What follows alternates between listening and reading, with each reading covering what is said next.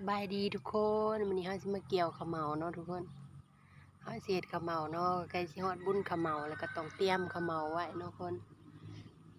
ฝากกดไลค์กดติดตามให้แหน่เด้อช่อง YouTube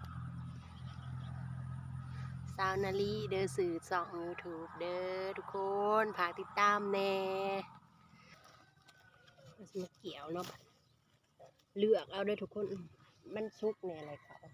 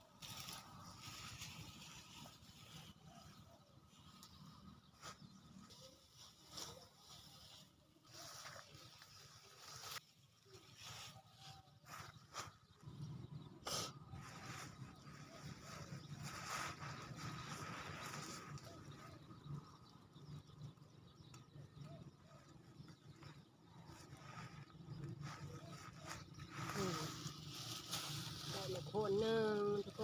นหมัดที่สองทุกคนเราจะเอาข้างใน3 หมัดเนาะสิไปเห็น3 หมัดนี่เขาก็ได้หมัดที่3มาแล้วทุกคนตัวนี้หมัดใหญ่กูโม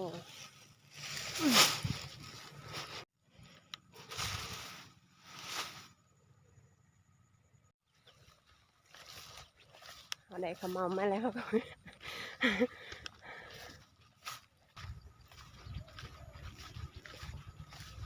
เตรียมขมเอาคือคอยเขาเป็นมาแน่